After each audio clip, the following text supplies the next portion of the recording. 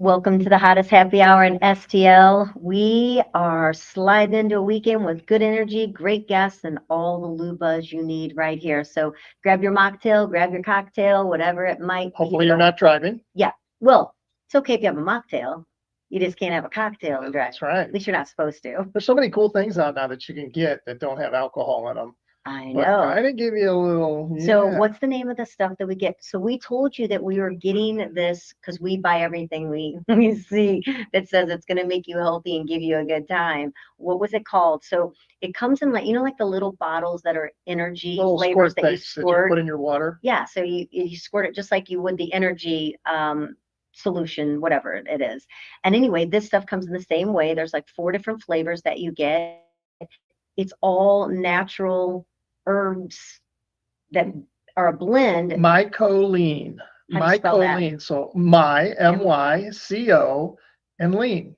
Lean. Mycoline. Is it going to make us skinny? I did No, lose 3 pounds.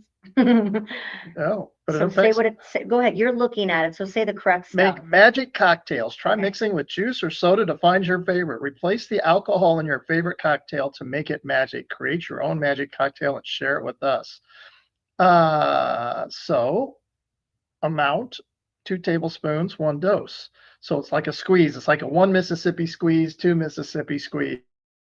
You have your buzz dose, your lifted dose, and your euphoria dose. I think I was euphoria in the pool. I'm not gonna lie, but there's no hangover, there's no alcohol, and there's no drugs. And it's all whatsoever. natural. Yeah. It's all natural products. It's crazy. Which, when you think about it, I mean, think of the healing agents. It's that are- relaxing mainly, is what it is. Yeah. Think of the healing agents that are in many herbal medicines. So it's the same kind of thing. Does it give you? I think it listed because we looked up. I thought what's in as the ingredients and looked it up. Do you see that easy or is that? Facts. Let's go to okay. the facts. It should tell us. We should be getting a cut from We this, should be talking getting a about cut. it. 5-HTP, Rhodella rosa. Nope, that's not it. Vitamin B12, it does have in it. Yeah, PEA. And we looked each of these up, and they're all, obviously coming from Earth itself, the natural ingredients. It contains no psycholobin, whatever that is, THC, or Things that make you psychoactive substances. It doesn't things create that any cause of that. hallucinations or weird things like that. But it is good. It is tasty. Oh, here it is. Put it Lion's in mane. Nebraska. Lion's mane. It's great for you. Cordyceps mellitus, I don't know. Reishi, chaga, turkey tail, Mayatech, Rhodella rosea, L-theanine, 5-HTP, and vitamin B12. So everything in there is all natural. Yeah. So there you go. So if you want to try it out and not drink or and see how it would feel, let us know how it makes you feel. Of course, you're watching us on luinfo.com. You can go also to Facebook. Are we live on Facebook today or not? You know what? Let me check, but Okay. It's saying we are, but okay. Last time we thought we were and it wasn't, but of course, luinfo.com. On demand, streaming 24/7. Of course, we're live right now. You can catch it on Apple, Spotify, and everywhere you stream. And of course, we're on the beautiful dial at 590 AM, the new KLIS coming at you. Our question of the day: would you rather attend a concert or a sports event? Which would be the one? So I know we all like to maybe attend both, possibly. Maybe not everybody likes one or the other, but what would you rather? If you had the choice of going to one or the other, it's your favorite band or it's your favorite sports team, and someone said you only get to go to one, I'm buying the tickets. What's it going to be, Gordon? It's going to be, I thought about this, and it's going to be. You put thought into it, actually? I did. Okay. Because, do I want to go to a sporting event or do I want to go to a concert? Which one? I decided sporting event.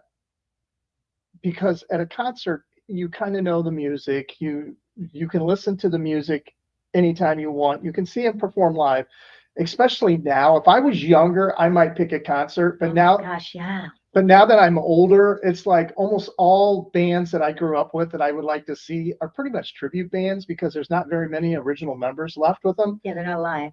Right.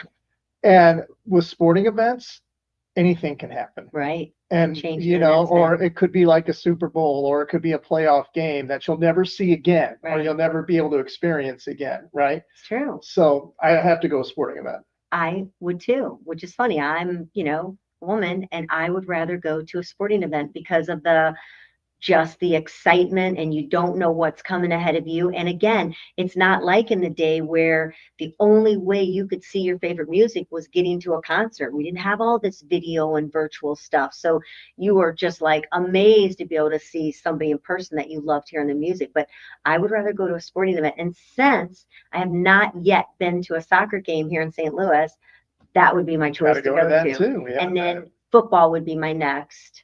I'm not a big basketball fan, but when you're in the midst of a basketball game, it is pretty exciting because it's just boom, boom, back and Stuff forth. going on, yeah. Yeah. Soccer, it's kind of funny. I want to go to see the new soccer team, but yet I'm not a big soccer fan. I think I want to experience the stadium, and then maybe I'll become a soccer fan by watching it. I think it just exhausts me, the thoughts of running up and down the field, and so it doesn't Never see a excite me. fat soccer player, do you? Never, and their legs are muscular as can be. And then I guess I wouldn't want to go to a wrestling event. Hockey, that's pretty Hockey exciting. games are exciting. I mean, Almost always. that's intense. I just don't understand fighting. Why don't you understand it? I mean, There's no sport that allows you to fight. Come on, besides martial arts, karate, and you still can't fight like you can in a hockey yeah, game. you don't go to a martial arts fight and a hockey game breaks out, but you can go to a hockey game and a fight breaks out. Yeah. Do you like the fighting? Is that what makes it cool? I like the fact that, well, I mean, it's to me, hockey's an incredibly tough sport. Yeah. I mean, skating on skates, they do things on skates that we can't even do when we're walking. Yeah, and not only that, just the skill of being able to place a puck wherever you want to place it, passing and Right. scoring a goal and checking and everything that's involved, the strategy and everything. I think it's got to be one of the toughest sports out there. Has it always been where fighting's allowed? Now, they don't allow it in the kids' games. It's just something that in the adult game that fighting can happen. So They allow it, but you get a penalty for it. They allow it to go for quite some time before Yeah, they give the penalty part and of take them tradition. off the ice. Is there a hockey player that doesn't have a weird nose and missing teeth? Wayne Gretzky. No teeth missing I or don't broken think so. nose? No. You know what it was? I think a lot of players just respected him. And he wasn't that type of player. He's a finesse player. He wasn't. That's what the Tony Twists were for. Tony Twist, Kelly Chase. Kelly Chase. That's what they were for. They were the enforcers. You got your finesse players and you got your finesse. I can see the butting up hard against somebody, trying to knock them down. I can see all of that going on. That seems tripping, whatever, to get them off the ice. But to just break down, take gloves off, and start letting them for at least a couple minutes boxing each other, I just think that's, again, it's the mom in me or something, just totally disrespectful to allow a player that really spends his life doing everything they can to play a fantastic game, score the goals, to just allow them to beat each other up. Yeah. It's kind of like, it's like being a kid again, where boys just fight. It's part of the game. And then you get up and you're friends right after it. It's part of the game. The only game, though. I You know. can't do that anywhere. That's what makes it awesome. Well, on the show today, Rainie Howard is back with some soulful insights, some real talk, some healing, growth, and relationship. We got author Ed Wheatley. He steps up to the mic to share legendary stories from St. Louis to Cooperstown. I know. Yeah, I can't wait to. Celebration of STL's rich baseball legacy. So we'll enjoy talking to Ed. And then Cat Mues, who rocks us out with the bands. We're going to find out a little bit about her and what keeps her. Man, she loves the bands and the music life. She is into it. So we're going to talk to her. Everybody. Yep. Got a city secret, I should say, a place that you can go to. And we've got some great things going on for the weekend. And then again, our question of the day: would you rather attend a concert or a sports event? Let us know. Yes. I wish someone was coming with pizza and cocktails. I know. That was amazing yesterday. Don Alfonso brought us the pizzas and they brought us the drinks, and it was perfect. And it was perfect because it was the last part of the show.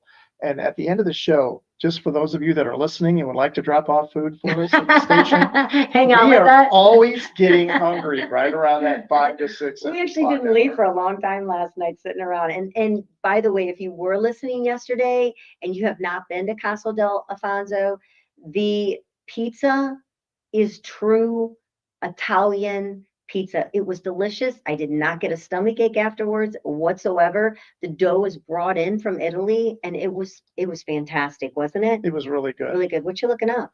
I was seeing if anybody made any comments on your page. Did you see if anybody made any comments on that?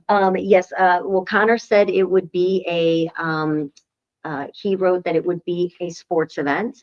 Ava said it's a hard choice because it depends on maybe if she at the concert or what sporting event. She wasn't sure which she wanted to answer. This is pretty incredible, and this just Okay. happened not 58 minutes ago. They've been about an hour ago. They've been breaking this.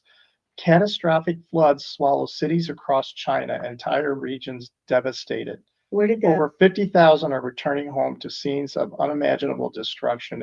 Authorities call it a once in a 50-year flood, but the locals are saying they've never witnessed anything close to this in their lifetime. Thanks for bringing down the I know. vibe. So what brings that in? What causes that flood? If you said remember one the every flood, 50 years. Do you remember the flood of Chesterfield when Of Chesterfield was course. flooded? It's crazy to think how high the water was. That's what it looks like, but all over many cities in China. It's just crazy. It would be like, Had they had a lot of rain? Did dams break? you know what, I haven't paid, the only thing I've been paying attention to China is everything that was going on with China and Russia and Iran and Israel and all that stuff. That's Bad karma. I don't know, but the poor people that live there, I don't think they did anything They did wrong. not do Yeah, anything they at didn't do all. anything wrong. So, Wow, that's really sad. Well, thanks for bringing that down. What's going on? So how do you feel about the Bezos nuptials? the Bezos, well, you know what? They're getting married in Venice. This wedding, how much do you think it costs? Even though I told you already. See if you remember. Actually, I can't get over the ring. So tell me about the wedding costs. I mean, you talk about the sky's the limit when you have Bezos getting married. So Well, the festivities kick off in Venice. They're not telling you what day. It's the 3-day affair, and out of one of those 3 days is the actual wedding, which we don't know. Estimated 200 to 250 wedding guests. It's costing up to $76 million for this wedding. I did see another. I guess because you can. I saw one couple that had a wedding that cost $1 billion. It's like, what do you do? What do You sure hope they don't get a divorce. Yeah. 1 billion. And what kind of prenup do the two of them have? I know there is a prenup. They said they actually. I mean, he'd be an idiot if he didn't after. This is his second marriage. Well, here's the thing. This is another country too. So typically the bride pays for the wedding, right? In another country? Well, no, I you mean typically yes. here in the United States. Yeah, I don't think her dad would be paying for the wedding when you're marrying Jeff Bezos. That's not going to happen. Some of the guests that are reportedly included are Oprah Winfrey, Mick Jagger, Leonardo DiCaprio, Katy Perry, and Ivanka Trump. So we've got two of them that rode in the space capsule that. No, one. No, Bezos' wife to be was in the yeah. spaceship of the plastic door that flung open. Right. It was not supposed to open until he got up there. So Jeff said, you know what? We don't want any gifts. We're donating some money to Venice to try and help them. Apparently So he said, nobody bring gifts. They want Venice, a money donation. The water levels in Venice are expected to rise by 0.5 centimeter per year, with parts of the city permanently underwater by 2150, Wow. which we'll never see, but. Wow, that's a really sad thought. Thanks for bringing that down again. I'm going to be dead then. 2150, yeah. So I do love that part. I mean, the amount of money being spent on that wedding, and actually Italy, Venice was not very happy about the wedding. They didn't want that crowd coming in. They tie up all the hotels, the taxis. There's just things that go on that they were actually protesting the wedding being there, which, but to know that he's actually giving back to Venice, you hope that people understand and know that, because that's a pretty incredible thing. But that money that he's spending on his wedding, do you know how many people he could help with that? Yeah. So, and her ring, how can you even How many wear carats did you say it was? 30 carats? 30 carats. I mean, have you ever just seen like maybe a 10-carat diamond ring? I've seen a 4 carat. That's pretty big. It's huge. Yeah. I don't even know how I'm not even sure how that works, a 30 carat. I'm looking at my finger thinking, how could that even be possible? Where is it all at? I can't be just one enormous, obviously, diamond. It must be an assortment of many big diamonds that are on her finger. The sparkle must be incredible. Guess how much Diana and Prince Charles' wedding was? Back in 1981, it was 48 million. Oh, I was going to guess. Oh, okay, I'm sorry. Never So mind. today it was 166. Meghan Markle and Prince Harry's was 45, and Kate Middleton and Prince William's was 33 million. And you know who paid for that, right? The people. People of England. Yes, the people of England paid for a beautiful wedding for them. At least Prince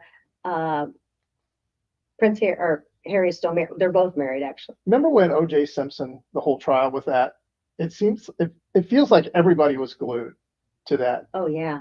And this whole P. Diddy thing, the closing arguments are starting today for that trial. Oh, did you know? And I haven't even paid an ounce of attention to that trial or looked at it or well, maybe that's paid because attention to it. we knew that we were coming up against if he's going to be guilty or not guilty, and it was pretty shocking when it became not guilty. And O.J. I can remember where I was He's like fleeing in a white car Bronco. when we were our white Bronco that the news was following behind. But were you shocked when do you remember where you were when they announced that he was not guilty? Do you see yourself where you're at? No. Really? I can see exactly where I was sitting. I owned a salon at that time, and I was over with a client sitting there. And we, of course, had the radio on in the salon. And everybody is, typical salon gossiping and sitting down. And I remember I could see right where I was sitting, and we were all just, it was like we couldn't move for a little while. We were so stunned. I think there's only like 2 or 3 parts to that whole trial that I remember. And that's when Kato Kalin came on and they questioned him. And the very end scene when they said not guilty, you saw him smile and you saw the lawyers and Marcia Clark's disgust on her face, and then the family, and You didn't watch when he put the glove on? oh yeah, and that was the other one. If it doesn't fit, you must have quit. Yeah, so I wonder if everybody, if there are other people that are tuned in. I did not even know that it started today. Yeah, no, the trial started. This is the closing arguments started today. So the closing arguments of the trial. So when you get towards the end of the trial, you have what you call your closing arguments, where you're trying to get in your last little bit of, and now they're bringing out some stuff too. And then once that's done, then the jury will go into lockdown to decide whether he's guilty or not guilty. Yeah. What are the odds that he could not be? You think people are playing? You think that's like part of the gaming betting going right now? Yeah, I don't know. I have no idea. Do you know who the Liver King is? The Liver King? The Liver King. I know is that the guy that eats all the meat? This guy. And he's a big muscular man? That guy right there. Brian Johnson, the Liver King, social media influencer, who was the subject of a Netflix documentary, was arrested after making terroristic threats against Joe Rogan. And why? Because Joe Rogan called him out probably on his podcast about doing steroids and all. Because it came out that he was doing steroids. Right, because he said he wasn't. Right. He said he didn't know He was crazy from eating all that meat. Yeah. Liver. So he decided he was going to take him out. Yep. Don't they realize that? I don't think that. Well, from what I saw, that it really didn't. He didn't really say.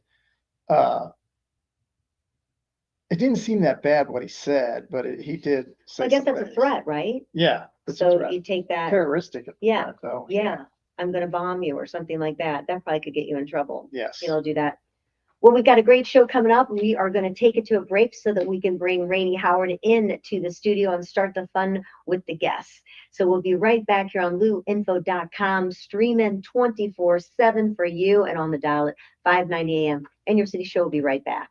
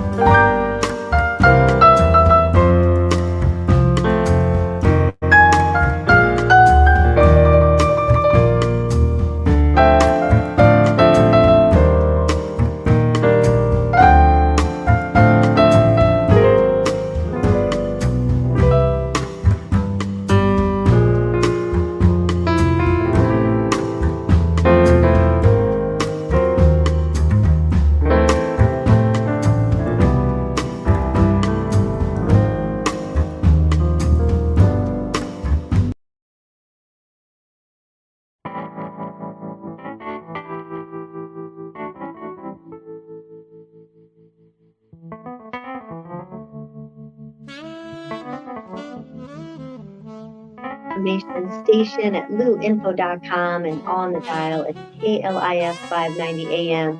Before we get going and introduce you to Rainie, who is here with us right now, I want to make sure that we mention auto orthodontics. And you know that moment like when your child finally smiles and they're not covering their mouth up, they're not covering that smile when they look at you in the mirror and they actually feel like they just love looking and seeing what they see in the mirror. It really, whether you're little actually or big, but remember your kids, they lose their teeth and I remember doing the little cherry pills you put in there and you'd crunch them oh my gosh. and it would show you where you missed brushing. I remember that as a kid. How well did you do? Huh? How well did you do? Oh, mine were always red. What ortho? They're red everywhere. Probably still are. At Auto Orthodontics, it's not just about straight teeth. It's about confidence. It's about transformation, and it's truly caring for every smile that walks through the doors. Dr. Gina Otto and her team are changing lives across St. Louis with personalized orthodontic care that feels less like a clinic and more like a family. And it does. It's so beautiful in there. And when you walk in, it's very inviting. It's very clean.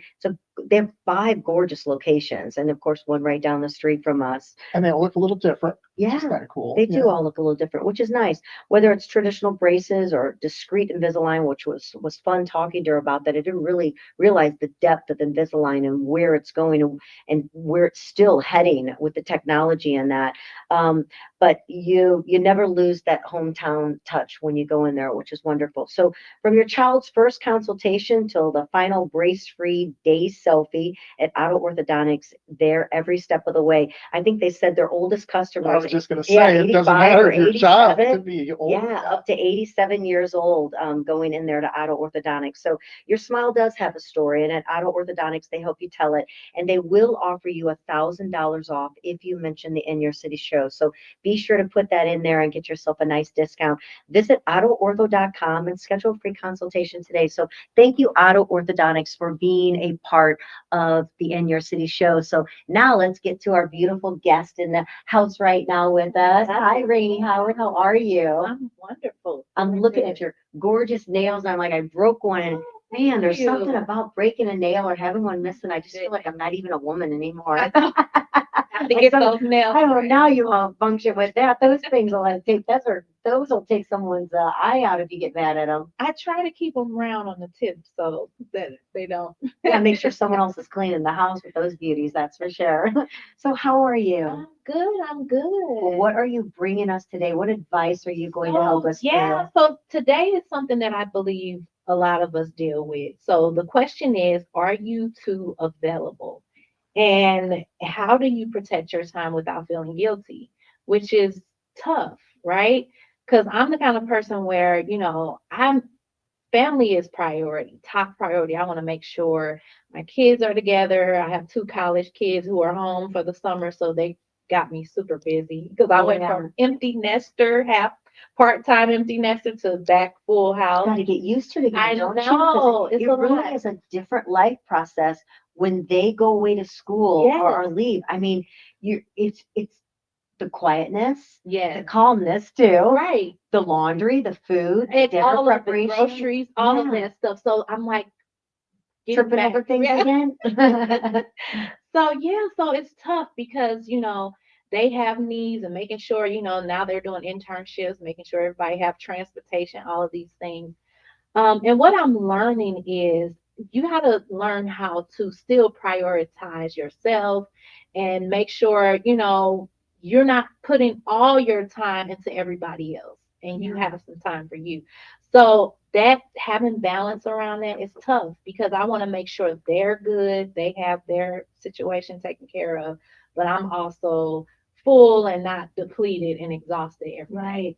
Do you think that men, like as a man and being a woman, do you think that women tend to say yes more than men? Like most of us are super nurturing because being a mom, I mean, not that dads aren't, but sometimes a woman tends to be a little bit more nurturing, caring. We take care of everyone else before ourselves. If they're sick, and we're sick too, we'll still make sure that we're taking care Yeah. of everyone else around us and find that maybe we have a harder time saying no or being able to make that balance. Like, how do you feel? I mean, I do know you, and you tend to say yes a lot, just like I do, Yeah, no, I say yes pretty easily. which is makes it hard. I mean, yes is being nice, Yeah. but we finally, and we talked about it already on another show, but I think it's like one of the first times we had told ourselves last year, because we tended to go to a lot of galas and events to support, Mhm. different organizations and charities. So we Yeah. were going a lot.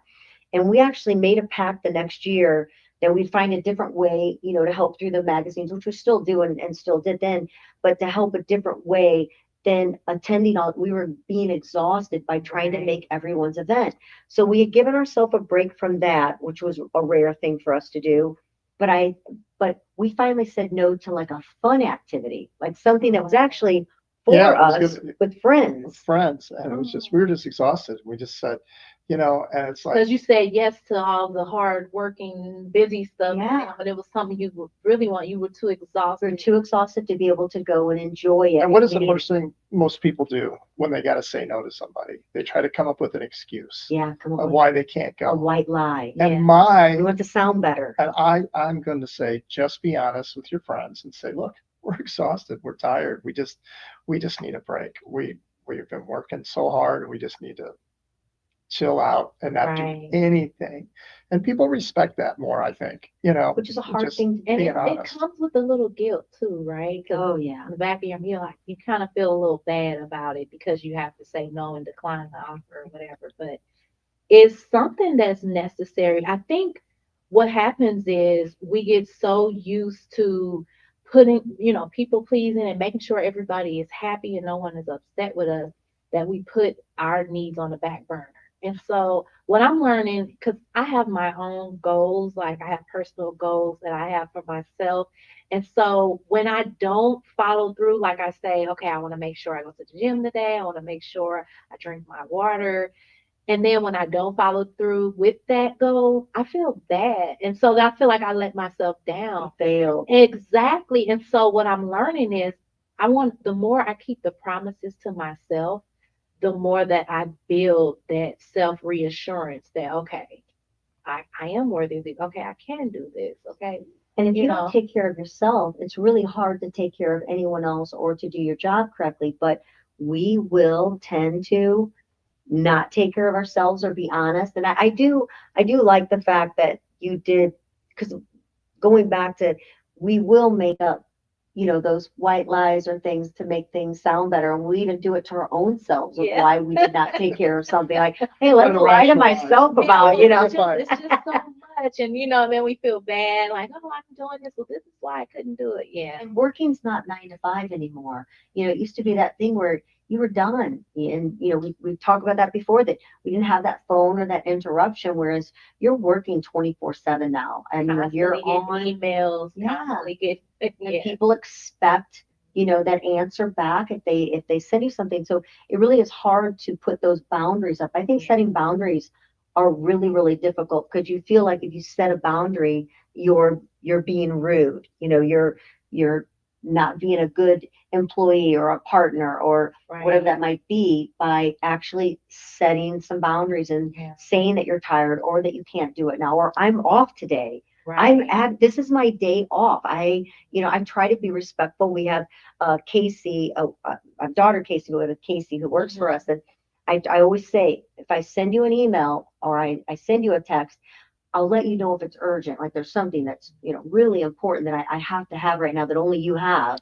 If I send you an email and it's not your day, don't feel to rush to your computer and take care of it. I'm just Right. working right now, so I need to get it out there. It's good to set boundaries with what. Yes, you do. I just got to get it out there. She'll be saying stuff. She'll be talking all the time, just be talking. She goes, I don't need to talk about it right now, but I just gotta say it. I just gotta get it out of my mouth. We can You know talk what I about it mean? later. Well, that's Because I'm I thinking think- out loud. That's what she was. But I think Just thinking that's out loud. different. I'm trying to work through something there. That's different than a business, like something that needs to be done business wise, like something I need her to take care of. Just because I sent it and maybe her day off or late at night or something like that doesn't mean that she needs to. You've got to set some boundaries, because emails are Right. coming at you 24/7. So you have to like almost put in your schedule, these are the times, unless you're waiting for something, that I will check these. you know, Right. and it's sad you have to schedule in those moments that you know, need to have in your life for working out or whatever, Yeah, because yeah. if you don't schedule it, you won't do it. Right. It reminds me, my sister, she was working for this company. It was in a sales position.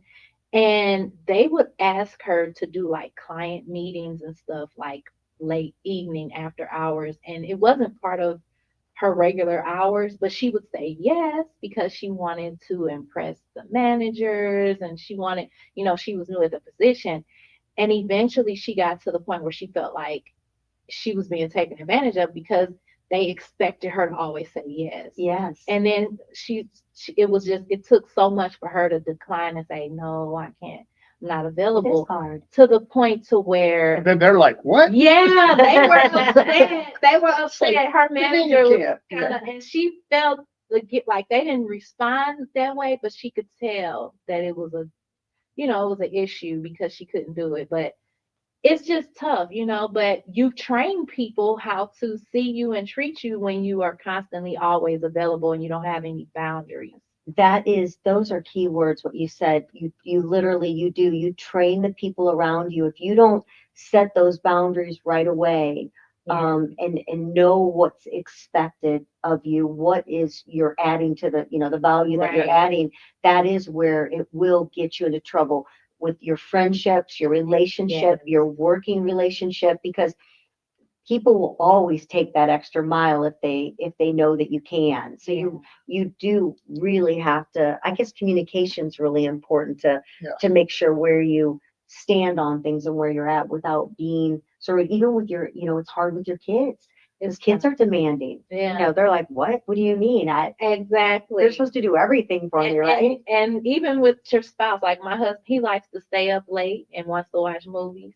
But I want to get up early, so I need to go to bed a little earlier. So that right there in itself is like I have to have a boundary and say, okay, I'm gonna go to bed this time. But it's hard because Yeah. you kind of want to watch the movie and have fun, but you can't make that a habit if you have other things that you want to do and you have to, hold for yourself. And it's hard talking about meetings. Work days involve certain work, and then you have to wine and dine clients maybe later, or there's an event on the weekend that goes along with your company. So it is hard to figure out where you set that. And then when you're working so much, like in our case, then you turn around and have to say no to something that you want to do with your friends. So it really is it's kind of cruel the way it is right now. Is there any tips that can help to be able to set What's those cruel? boundaries? The way the world works Oh, now, yeah. the way, that we are, that with Always on the go. 24/7, yeah, that you're always Always feel going. like we have to be somewhere. Always feel like we're always rushing. What was that comedian says? I was always rushing. I was rushing to get here. And then when I got there, couldn't wait to leave. Leave. It's like I was rushing to leave right when I got there. Oh, yeah, are you ready? Yeah. We kind of feel like that. We made our entrance, let's go. Now everybody's going, don't invite Kelly. They're He's just gonna show up to make an just gonna entrance come and they're gonna up. leave. But that happens from being Yeah. too overly done. So I don't know where you set that boundary, where you figure out where to make that shift and change, your day. We'll come downstairs from working and it's like 7:30, 8 o'clock at night, and we haven't even had dinner. Then you're too tired to make The anything. dogs are like, they're out of kilter too. They're like, oh, we usually get fed around 5:30. Now it's 7:30. They're like, well, what's going on around here? But yeah, life's different. I think we just got to take it one day at a time, and plan out our days the night before, and really just know what we're going to do and hold ourselves to it. And when people come in, we got to be intentional and say, oh, I'm sorry, I'm not available, or I'm not able to do this, but it's just tough. But it becomes a habit as we make patterns to set boundaries and we're really intentional about just being consistent with it. What are some of the things that you do? So you have a son and a daughter. Yes. You're married. Your husband works at Rawlings. Yes. We just bought, actually, we just had Cameron Schopel from Westport and talking about all the great things that are happening July 4th weekend. And one of his favorite places at Rawlings. Westport is Rawlings. Oh, And we took Kylan, our grandson, there to pick out a glove. So that was actually my first time into the store, been around it, which it's gorgeous. So what a great place your husband gets to work at. oh, he loves He's it. in the marketing or the So he is the director of taxes. So he does the financial Oh, that's right, part. finance part, the Yeah, one takes but care of the he's money. also he's played baseball since he was a little kid. He Well, played college ball, That's right. D1. That's and then right. so it's Who like doesn't a dream? Oh, He- yeah. he- He goes to heaven every day when he goes to work to get He the, loves it. every time there's something new that comes in, it's probably makes He it. says it's his favorite job. So hey, Oh, I can put it- only He imagine. loves it. Well, Cameron said he was a baseball player as well. So he's like, oh my gosh, I love going in that store. And the Yeah. kids' mouths were just, dropping open. So what's it like for you all? You're very busy, your husband's very busy. What is it that you guys look forward to? Or how do you do your weekends or your evenings? You know what? He's a lot more, I'll say he's busier than me because he does a lot with not only with work, but he does community stuff with his fraternity and things like that. And I like to keep things simple because I used to be very, very busy. I ran a nonprofit and just doing a lot of community work.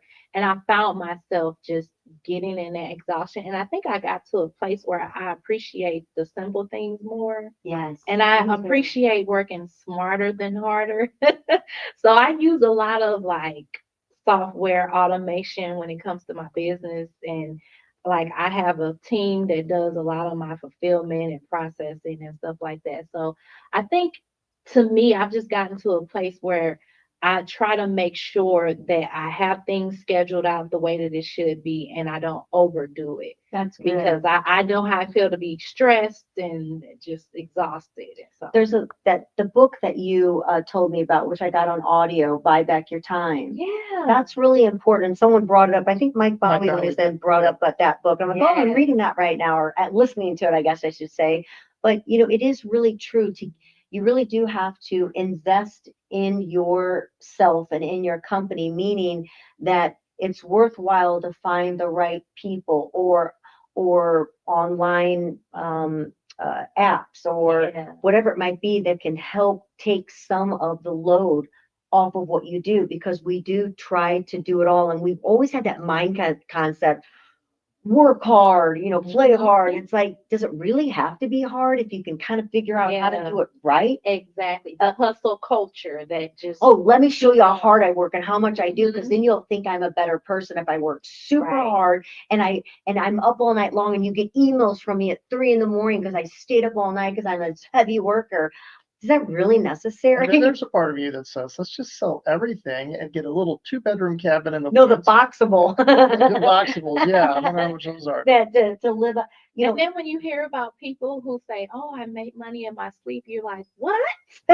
show me how you did that. Yeah, I'll do that. Like, yeah, that's where we want to be. Yeah. To get that income that just comes in from things. And those are all smart things of Mhm. building your portfolio, which is Right. an incredible way to build your life. I mean, my daughter's doing that at a very young age, and I'm like, oh my gosh, I can't imagine where she's going to be at my age, because she's thinking that, let other things work for her, build things, apps. Yeah. I mean, these young kids are out there building these apps Yeah. that make our life easier. Right. I mean, AI, what's going on with that, but I mean, there's so many things out there that are making our life easier Right. that we don't.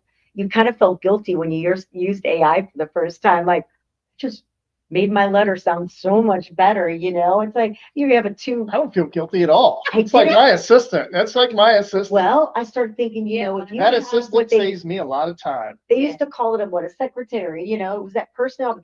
Hey, can you write me up a letter that I need to send to so and so, and can you do this, and can you had somebody to do that for you and Yeah. check the boxes and cross the T's and dot the I's, and AI makes me sound so much better. But I did feel good. First of all, I didn't realize all that it did. Who knows what it's going to do? It's probably going to be the demise of everyone, the way we keep giving it our life. I mean, it knows me now. It literally knows how to talk. It knows our radio show. Knows It knows everything. everything about Everything our about magazines. you, yeah. It knows all our media kits back and forth. It knows it better than we do, I think. Yeah. Yeah. And it's crazy because it's like what I'll do is sometimes I'll put in the website of a client that I'm going to go have a meeting with, and I'll say, hey, here's the information. Here, our information. I go, just give me a 12-month advertising plan that correlates and goes along with the themes of our magazine. And boom, It's out. It gives them the themes of what their ad should say, what their call to action to their QR code should be. And it's super easy, and it's good for me and it's good for them, right? Yeah. Because they It don't gives have time. more- Ain't nobody got no time for that. I've been saying that every day lately. It does give more Thank clarity. you, the time. Yes, but I have to admit, I very much felt guilty when I started learning how to use it and finding out all that it could do. I mean, I was literally like, what's the word? Flabbergasted? That's a big Yeah. word. I mean, mouth, jaw dropping. She came in my office going, oh, I felt I was going to cry gosh. because I couldn't believe how much it did. Something that would have literally taken me a few weeks, Right. several hours a day of research. Now, of course, you have gotta to check check. things that are very, and I mean, there are things that you definitely want to check, Right. on there, ask for the source, things like that. But it wasn't something that was deeply, like if I didn't check, it would something that would change the world, mess everything up. But it literally was weeks and hours that it took that I got back to my life going, I can't believe this just happened. This is something that's taking me a very, very long time to do. Right. And it did do it correctly. And now I'm learning more and using it more. And I don't feel guilty, but guess what I have to do? I had to tell myself, well, it'd be just like if I hired 3 other people, one doing the research, one doing, Exactly. the writing and editing. There's still things, of course, we have to hire for. I mean, we have writers for our magazine. We don't actually, they don't want they don't want stories written by AI. By They, AI, they right. want it Or to be pictures. Right. or photos. We can't even use AI photos. Which that's the thing that's scary too. I mean, we don't know what's real and not real anymore with AI. And you watch the silly Facebook posts of something crazy, and someone's writing like, "Oh my gosh, do you not realize that that's AI?" Nobody's. Which is a great segue back into what we're talking about with relationships and stuff. You know what? We can't keep what's on the internet real. We can't, we don't know if it's a real picture or if it's a real article.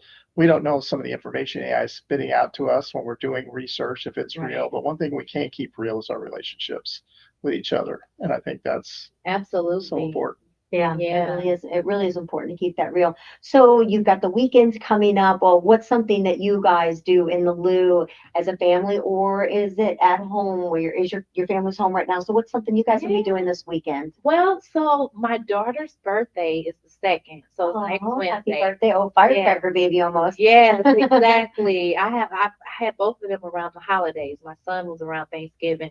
And so we're gonna do something. She's celebrating her birthday, and we probably go look at fireworks. I haven't made any Well, plans. Westport Plaza. It's not on Westport. July 4th. They're actually having it July 5th, which is Saturday. And I can't get over the festivities. It's really, well, your husband probably knows all about it because I haven't heard him talk about it, but I'm definitely gonna mention that. it's an incredible, we showed the video yesterday, and it's incredible what's going on, down to a pie eating contest. Wow. But That we saw last year's video. And yeah, last year's video was and this year's going to be even more so. That's exciting. And they have fireworks. And Yeah. it's close, Oh, it's that's really nice. centrally located. And actually, we probably, I'm sure we'll, again, investigate where the fireworks are going to be this year. I know, of course, we had St. Louis downtown. We had Tim Mears on, and their festivity is quite incredible. That'll be downtown, so you can look forward to that. But then now we know about the I Westport think I Plaza. prefer the Westport. Downtown is a lot for me to Me You too. know what it is? It Yeah. really It's is. It's like I think as I've gotten older, I'm not a crowd guy. I don't not like either. it's I'm like not people either. bumping into you, sweating on you. It's like Sweating on you. I'm the same way. Do you think we And got I weird like from COVID? concerts. I don't know. I think it probably Put some kind of thing in our head, crowds, you don't. it does Feel- feel different. You know, does. it does. When Yeah. you're when you're in your 20s though, you want to be where You want to Yeah, be you- where yeah. everyone I is. gotta be You where want the crowd is. crowd. You wanna, because you're single. Wanna find out what you're missing out on, wearing your heels and you're out, right, girls? It's Yeah. like But it's true. I'm not real big on events unless maybe we're in charge of the event or it's something we're doing. Otherwise, I'd rather, there's many times when you're watching something on television, you're like, I'm really glad to be on my couch watching this one. And the Exactly. TVs are so darn big now. It's like being at the event. We'll go for a drive in the golf cart. Last night, I'm like, I seriously know exactly what they're watching, and I can read the white captions inside their There's a house. lady across the street from where my mom lives. Oh my gosh, She big has TV. this giant picture window that's as Big. big as this wall. Wow. Is there such But thing the as a TV 90-inch that TV? we could see into her window from my mom's house across the street, the TV was as big as the picture window. So it was like the whole picture window was a TV. It What was is the pretty- biggest TV you can buy? Do I you think they're know? like 105 Oh, there is that big now? inches now. Well, it must have been 105 inches because it was extremely large. They just keep getting bigger and bigger. We're kind of maxed out on where we have our TV because Yeah. we've got 2 windows. Oh, So unless we it is. change it to the other side of It's the right where the room. 2 windows are. Yeah, it's perfect. We went, what would we do? Do we go up to 80 or? We went up to an 85 inch. We had a So- 75 inch, went to an 85 inch. So funny thing, kids, they say the darndest things, right? So we had down in our family room, we had, in our living room, we had a, TV that we had in there for, we didn't really think about it. We always go upstairs to the family room. We have the Newtown setting. So you got the porch living. So the family room's upstairs. And so we had our large TV upstairs in that room. So we watch a good movie, got to go up on the big TV, right? So our grandson comes over and he goes, "Why do you have a baby TV?" It's that size TV, the one that's inside our in our studio here right now. He calls that a baby TV. Wow. Kids got it going. If they only knew we had like these little box TVs when we were growing up. And they were bulky. And they were huge. Yeah, babies. So we went out and bought a big TV. So now the big TV's downstairs and then we got a Okay. bigger one for upstairs. But what's funny is we'll go, let's go upstairs and watch a movie. We're like, wait, this is the TV we used to watch it on. Now Watch we upstairs. gotta go Yeah. upstairs and watch it. We're gonna end up turning our furniture around and get the 100-inch and put it on the other side's walls. What's gonna happen? It's not gonna be able to, we're never gonna be satisfied with how big our TV is. But Right. so you're gonna find somewhere to entertain and celebrate your daughter's birthday Yeah. and have some fun with that. Do you guys like board games? Yeah, we like playing, they like Uno, that's a big one. So we do that as well. And I was thinking about going to a pool, but the heat, I just don't know. Yes. Like, when do you go to a pool? That would be Well, we The had the pool Love is Meridian not a on. bathtub. We had the Love Meridian Hotel on, and you could get a pool day pass for you and your family to go hang out at the pool at the Oh. rooftop. $20, I think, maybe. Yeah. Okay. Yeah, and you can eat lunch And or probably won't have be so bad. cocktails or. That sounds Yeah, it may nice. not Okay. be so packed in. I don't know if the water, if they, filter in the water to keep the water cool, Yeah. because it could be like, stepping into a Bathtub. bathtub, which Yeah.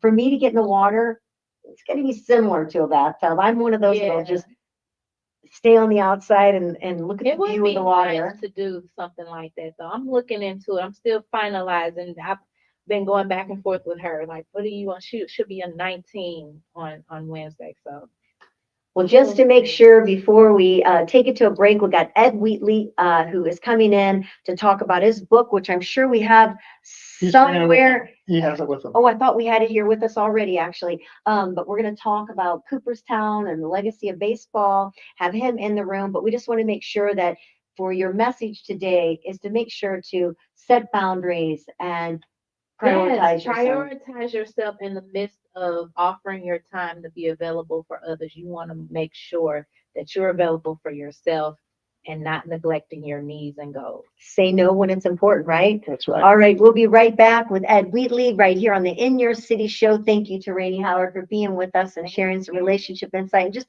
having some conversation with us and being able to talk. We really appreciate that. So set boundaries for yourself. We'll be right back with more of In Your City show on the luinfo.com.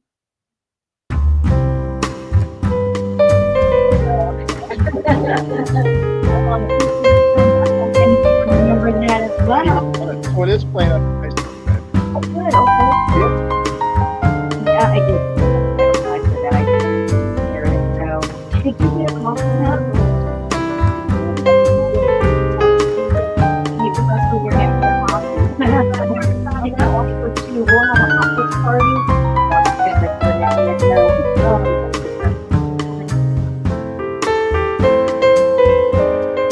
Hi, Rainey.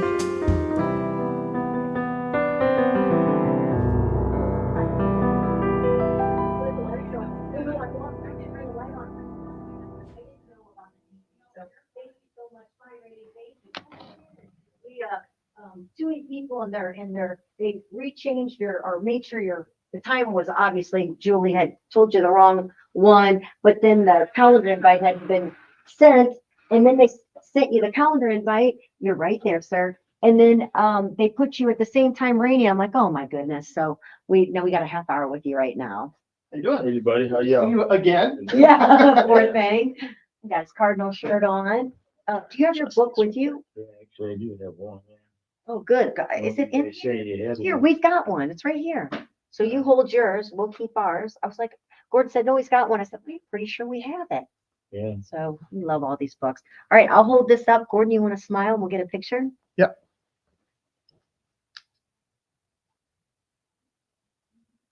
Great. Thank you. You're welcome. All right. Justin is the, All right, here's my notes.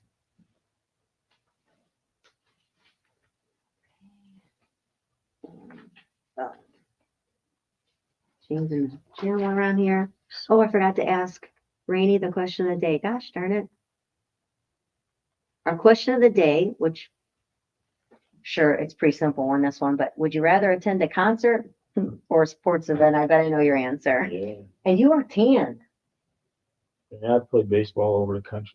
Oh, all over the country? Yeah. Okay, you have to tell us about that. Hang on to that information. Leagues, yeah. A couple times. Oh, wow. Okay. Yeah. Still at this age, about 100 games, Oh, here, put this on. 100 games a year. So all Wow, over the place. that's incredible.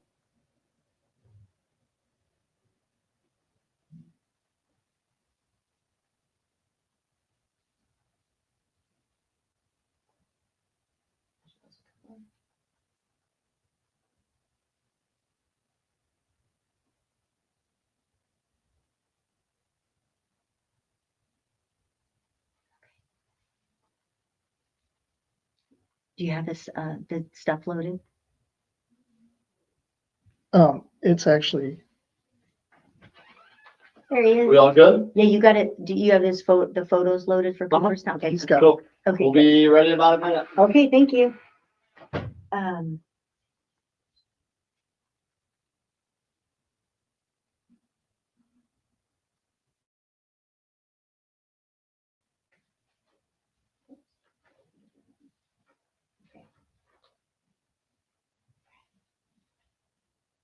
Fixing the setting. Mhm. Did you just make a new setting? Your air thing is all over. It's kind of coming off hanging off the side. Yeah, we can use all of that.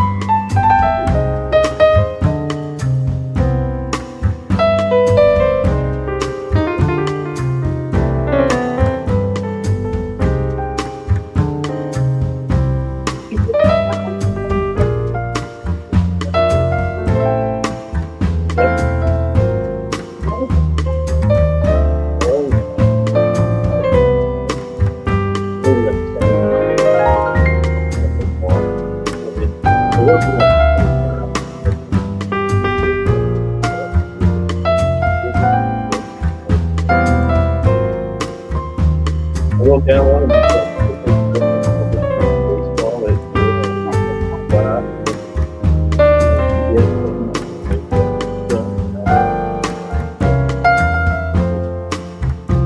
we have to do.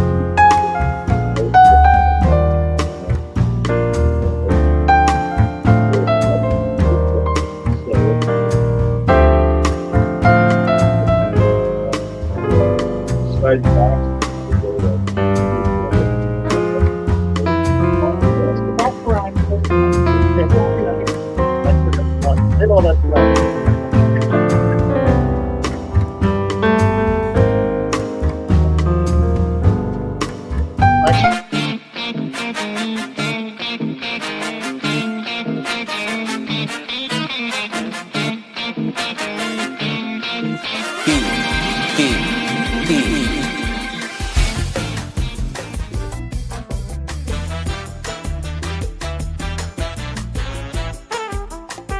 It's a good song. Here's the. Yeah, you too. Welcome back to In Your City Show. You are with the hottest happy hour on STL. Hope you're enjoying your favorite beverage right now. In the studio with us is Ed Wheatley. He is a Emmy Award winning, best-selling author, film producer, deeply involved in St. Louis sports. We'll find out more about that. He serves on multiple sports Hall of Fame boards of directors across the St. Louis region. His many published books, 7 of them, have received national recognition, including Sports Digest selection as the best book published on baseball and a nomination for a Society for American Baseball Research, Lawrence Ritter Award. His multiple films shown on the PBS network have all received regional Mid-America Emmy Award nominations, including a win. His films have appeared and been acclaimed in National Baseball Hall of Fame, Annual Film Festival, and so much more. That's quite a bio, and I didn't even get all of it. No, it is kind of a lot to do after I retired, so it's only about 8 years of work. Oh, and so you're retired, but you are still playing ball. Yeah, I play in senior leagues here in the St. Louis region and across the country, tournaments, and You said over 100 games a year? Yeah. That's incredible. There's, What not position do you play? sometimes I'll play like center field, outfield. Sometimes I'll come in and play shortstop. Depends on the team, because a lot of times I'll play on different teams. They come ask me. Sometimes I'll pitch, but Well, you are in incredible shape, Yeah, so it's like, Yeah. try to be one of the best shape, fastest, and because it is regular baseball, steel spikes, wood bats, bunting, stealing. Teams draft, good pitchers, and then catchers that can throw out. And play in some of the tournaments, like when we play in the International World Series and things like that. There's ex-major leaguers and minor leaguers, good college ball players, so it's fun. Keeps you What does young. senior league mean? How old do you have to be, and how long can you play till? You can play until 2 years old as you want. I mean, they have different age groups, like 15 above, 16 above, 65 above, 70 above, and things like that. You can play down, you can't play up, but so I'll play in different age divisions. What's the name of your team? Well, it depends. In St. Louis, I play on the St. Louis Jets. The one team that is really good is called the Florida Storm. We've won a lot of tournaments across the country, but with the Jets, we've actually won the World Series. So there were World Series. is that a World Series Jets ring? No, this is a St. Louis Amateur Baseball Hall of Fame ring. Oh, awesome. My World Series rings just depends on what day. I'm like, what I wear, kind of like, what's the thing? But no, and we play in major league stadiums down in Florida throughout all of those and the other tournaments we play in. How So fun to be able to live your passion, write Yeah. about it. But you're a sports fanatic, though, because you've got some other books we'll talk about. We did a story on you, and that's how I met you the first time about wrestling at the Chase. yeah, I mean, kind of like that, a little bit of out there from the edge of the real sports we've done, and but it's something that ask anybody in St. Louis that's over 40 years old, say wrestling at the Chase, and those 4 words that light up. Rise. You've been there, right? They got stories. They always remember what they watched. A lot of them are grandmother stories too. Which is, oh my Oh, God. don't you remember the old ladies who'd be in the front row? Oh, yeah. Oh my gosh, it was great. Yeah. You loved it. Yeah, I got a buddy of mine that actually was wrestling at the Chase. He started out as a wrestler. He was very young. Rob Phillips. He was called the hometown kid. He was a very short stint that he did it, and he's got doing some stuff with King Kong Brody and things like Yeah. that. He's got some great stories. Well, there are great stories. I mean, it was a time too. You got to remember when it first came in the air in 1959. St. Louis had three stations. Yeah. Channel 5, Channel 4, Channel 2, and then Channel 11. The Coppola family, which created wrestling at the Chase, had it in their hotel, the Chase Hotel, and in the Cooperstown room down there. And I always joke that the guy would call his girlfriend and say, "Hey, babe, I got the tickets for the Chase tonight. Get dressed, I'll pick you up." She might think she's going to go see Frank Sinatra in the Chase Club, or Nat King Cole or wherever. But no, the best ticket was 75 strides down from the Chase Club, which is where the theater is in the Chase Hotel now. That's where the Chase Club was. But straight ahead is the Cooperstown room, where men were dressed in suits and tuxes, and women had long dresses, evening gloves, and everything. You go to that. Oh yeah, it was the And the stuff, everything was like that, wasn't it? You dressed to impress, at that time. Everything was your best. And it was like, it was so hard to get the tickets. Saturday night, live type of thing, the ticket requests to get in, but to be seen, as you said, the women, dressed to the nines right there ringside, and you'll get a little spray of spit or sweat on you, that was a combat wound. But no, it is something special for St. Louis. And it's really what created the WWE. and what we see today, it all became, it wasn't as much talk outside the ring that it is today. But that book has done really well. We actually made a film for PBS once they heard about that. It too was nominated for an Emmy. So We love that nostalgic and going back. And for those that weren't there, that didn't live in that time, to be able to see and be able to be a part of that is wonderful. well, it was a different time, when you look at that and you look at baseball, like at wrestling at the Chase, people lived in smaller homes. You had a front room. You didn't have Everybody was in it. everybody was in it. There wasn't often other areas of family rooms and this and that. So you all gathered because you only had one Yeah, television. no other distraction. So there's all these stories about being with your family, and grandma's jumping down on all fours, counting out with the referee, and cussing. Kids would always say we had to get up and go to early church every Sunday because my dad wanted to be home to watch it when it came on, because on Sunday mornings they re-aired what they had shown the night before.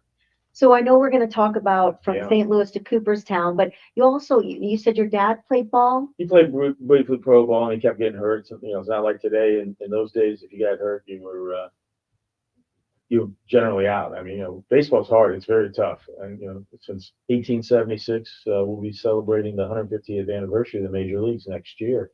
And we're putting together a big exhibit down at the History Museum in Forest Park. And but we just crossed the 20,000th line of players playing in the major leagues, and 27% of them play less than 25 games. So that's how hard it is to get to the major leagues. And we don't have the medical technology gets better every year. And you go back to all these guys, if I just wouldn't have got hurt or this happened, I could have gone somewhere else. So I remember Whitey Herbst talking about that when guys started getting hurt all the time as we started progressing past the 80s. And Whitey was always saying, these guys just aren't drinking enough beer and eating enough red meat. Oh, yeah. Yeah. Whitey would always say that, because I was with Whitey a lot, and he, the muscles, the weightlifting, very critical of that, just drink beer and then have a steak and go out. Babe Ruth was a pretty big guy, wasn't he? And he could hit that ball, couldn't he? Oh, yeah, Babe. And, I'm the president of St. Louis Browns Historical Society and Fan Club, the only one in the country. I mean, there's nothing for the New York Giants, the Brooklyn Dodgers, the Philadelphia A's, the Boston Braves. But yeah, they haven't played in 72 years. And every year I will fill the MAC with 300 to 400 people. And I bring in a big guest. And this year I'm bringing Babe Ruth's grandson, on August 25th to go through all those memories of Babe Ruth. And he had so many things that happened here in St. Louis, and we're going to dissect all those, and it just keeps, that's how why can you attend this event? you can go to our website, at stlouisbrowns.com, and all the things about signing up.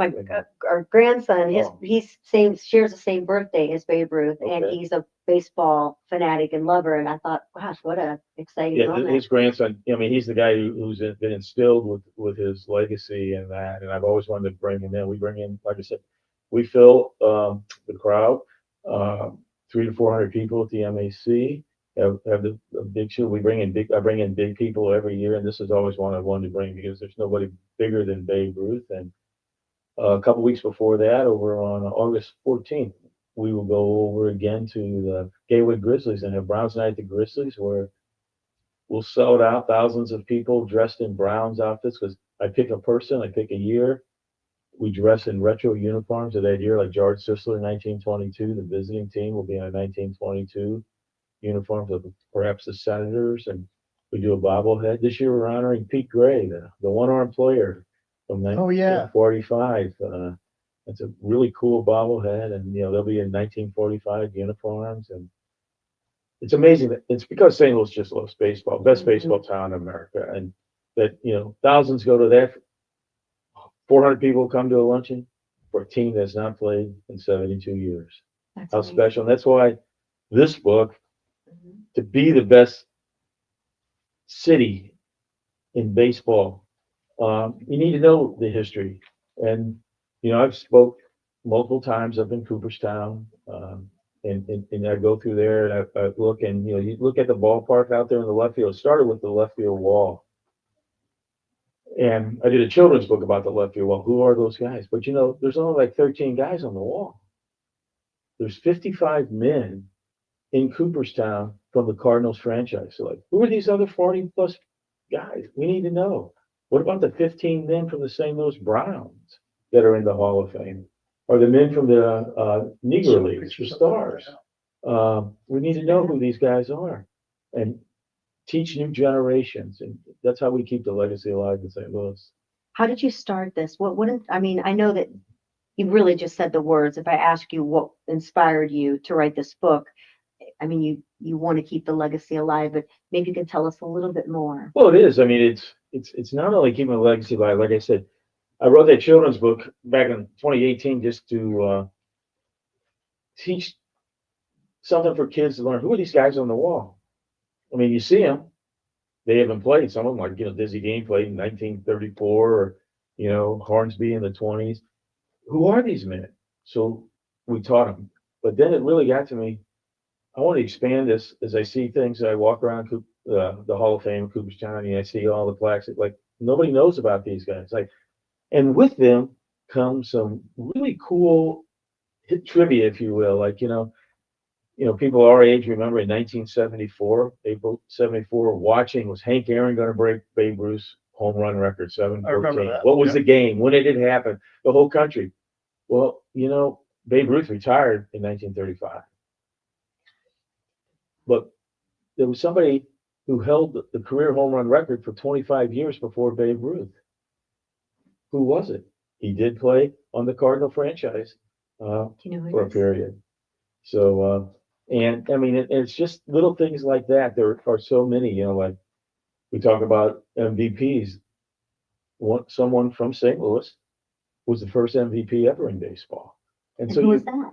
George Sisler, 1922. And who held the record before Babe Ruth? Oh, yeah, They tell us. you should buy the book. I'll I tell have you. to read the book. Oh my gosh. No, No, right now. Roger Connor. Roger Connor. Connor. But I mean, there's so many things. All this information is Yeah, in your head. and so it's all these little tidbits that you really, people know who Musial is, Gibson Brock, but who is Roger Connor? Who's the guy who's in the Hall of Fame? He played one game in his entire major league career. Now he goes into the Hall of Fame because he becomes a great manager. Okay. Okay. But in that one game, guess who he played for? The Cardinals. And he only played 2 innings in the major leagues. First inning, ground balls hit to him, air. He comes up in the second inning, strikes out 3 pitches. I mean, that's his line as a player. 2 innings, 1 game, strikeout, air. Again, he was a great manager. But it's those little tidbits. I kind of call them Harry Carey moments. Kind of like as I'm researching. Gord loves doing his voice. And then you go, holy cow, because you find these things, and the book is loaded. We've had a lot of acclaim over how we laid it out. The big picture of them in the different sections of the book, where we have a little bios and their history. Then we have their stats, but then we have these odd, unique facts about them. How many did this and that. So it's gone over really well, and it's just been something fun to learn about these guys. I mean, I would read about baseball growing up all the time, and collect memorabilia and stuff. But these are guys. Did you collect baseball cards? Do you have a favorite? Do you still have them? I don't have them all because, like most kids my age, their mom threw them away. But Or we put them in our You buy- bicycle wheels. yeah, I mean, I have a lot, but not like you'd have the whole series for each year. But What's their favorite? well, I grew up with the Yankees because that's where my dad was with. So I have guys like Maris and Mantle. But I mean, Musial, I would say going back. I mean, I have. Kind of like added Musial's last card in '63, along with the ticket stub and scorecard from his last game and things like that, and a giveaway photo that he had, wall sign. But I mean, because if you're saying, listen, this is why this is important, whether it's the children's book, because school districts have me come in and learn how to teach kids how to write well, and we talk about it, and then I do it through this book. And it's called Incredible Cardinals, and just these stories brilliantly illustrated in a kid's motif, and it talks about these players. And we talk about Stan Musial, the greatest Cardinal of them all, one of the greatest to ever play the game. And kids don't know who Stan Musial is. And that to me is a sin in St. That is a Louis. sin. Mhm. And that's why Absolutely right. when I focus on these kids, you got to focus on their parents, and that's why this tells you more about like Dizzy Dean and all these men, and as I said, the history of all these great players. Like who's the guy? He played for the Browns and the Cardinals. He only hit 75 home runs in his whole career playing back at the turn of the 1900th century, but he still holds the record for inside the park home runs. Really? That's 55 of his 75 home runs are inside the park home runs. So I mean, there's little things that you can have fun with, and stories of baseball greatness, and then there's a lot of, like I said, it's a lot of trivia, it's a lot of Harry Carey moments. It just is just fun to learn about. It was different, and Gordon, he will never forget, he got to meet Stan Musial accidentally, being at an event. He was late. He was bringing his dad. Is that So he Ozzy's got restaurant? stuck in the very back at a back table, and he's like, that's fine. At least we have a table and we're here. And then go ahead while you're sitting there. But you're gonna tell it. Go ahead. This couple comes up. It was where Matthew's Dickey Boys Club. Okay, yeah, It was yeah. at Ozzy's restaurant when Ozzy had it in Westwood. Westport, right up Westport. And so I had to go pick up my dad. We were running late. So we get there and they go, Sid was the manager. He knew me. He goes, hey, man, he goes, I'm sorry, we can't sit you out here where all the festivities are. We're going to sit you, remember the little cubicle Yeah. booths he had back there? Just sit you back there. So you're going to have to sit back there during, but once the festivities start, you can come out after dinner. So we go back and sit there, and this little old lady walks in. She goes, you mind if me and my husband sit with you? And I'm like, no. And I didn't even notice. Little. I didn't even notice the number 6 diamond necklace she had on her.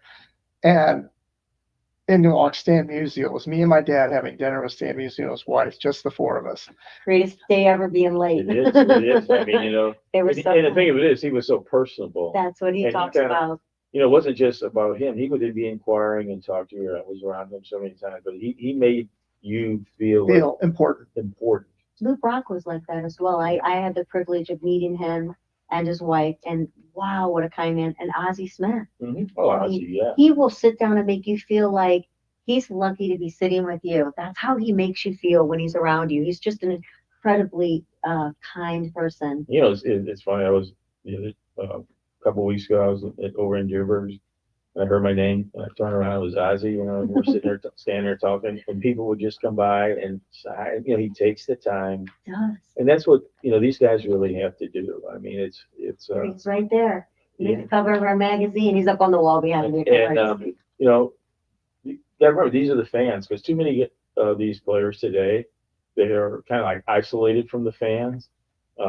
Growing up, I mean, we had 5 or 6 Cardinals living in our subdivision simply because they didn't make that much money. They were regular Joes. Now the salary differential to what people are coming to watch them. I mean, Yeah. they isolate themselves, and and I know some of that is because like eBay, hey, give me an autograph, then somebody rushes it out. I mean, that's abuse to it.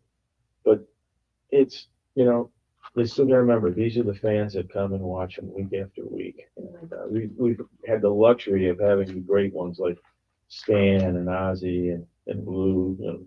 Bob. Everybody thinks Bob Gibson was just this kind of guy, not the most charismatic, but that it was stout. He was a competitor. He was focused. But when you got around Bob, he was nice, and he would go out of his way.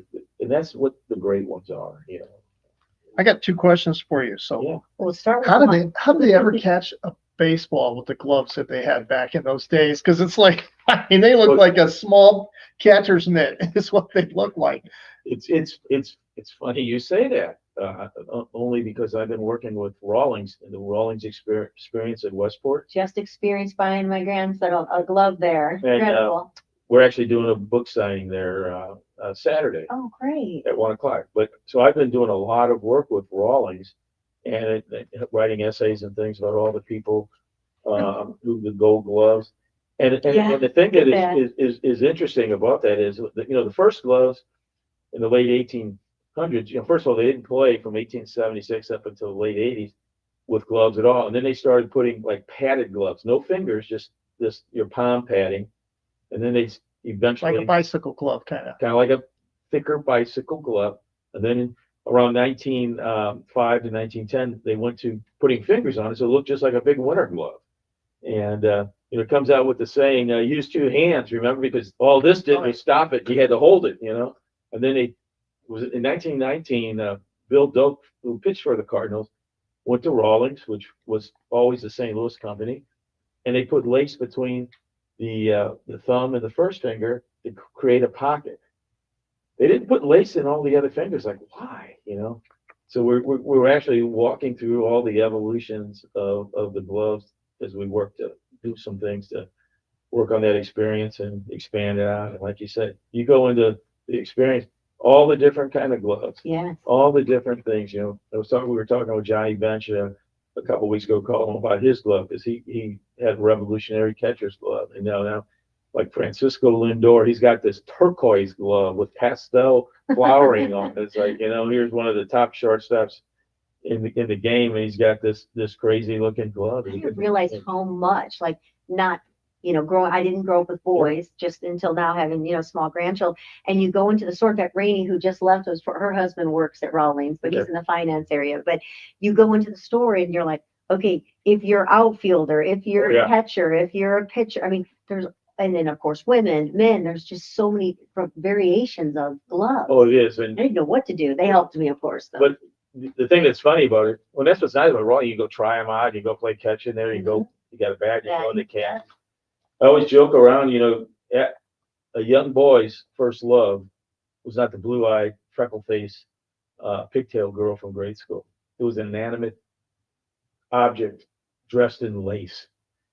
And if you ask him what was his first glove, he will tell you the make, the model, who the player's name was in there. He can't tell you that girl's name or the phone number, but he remembers it, and he'll then start telling you. Just kind of like wrestling at the Chase. That's what's the beauty of doing some of this stuff. People have these memories of wrestling. People will tell me as soon as I ask a question.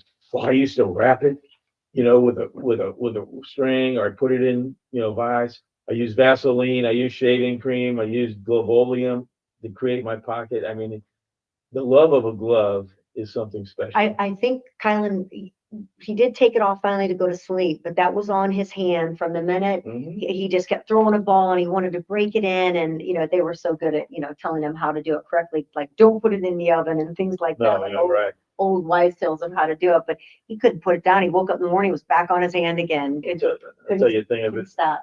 I was talking to George Bush about his dad's glove. George H.W. Bush, when he was president, he was a good ball player at Yale, played in the first two College World Series, and he had his first baseman, and he kept that first baseman. He played when he was vice president, a bunch of ball games, old timer games with the major league players and all that. He was actually pretty good. Made a couple good plays in that, but he kept this glove. And he took it to the White House, and he kept it in the Oval Office desk in the White House, and he would take it out during meetings and give it oil or change. But it was always, as you said, he would always have it on when he was in the Oval Office, and when he had to make decisions, it was always making some of the. I don't think Trump was pounding a glove the other night on the way over to Iran, but I mean that was what a glove means to a person. And there it is, the President of the United States, George H.W. Bush, and. It's just like your son. So what was your first glove then? Do you remember the day you got it? Oh yeah. And that's stories I collect, like Bill Mazeroski. And I'll tell you my man, Bill Mazeroski, how he got his glove. His uncle said, "I'll buy you a glove if you dig an outhouse hole for me." So he finished digging the outhouse hole, and his uncle took him to buy a glove. Mine was a Mickey Mantle model glove.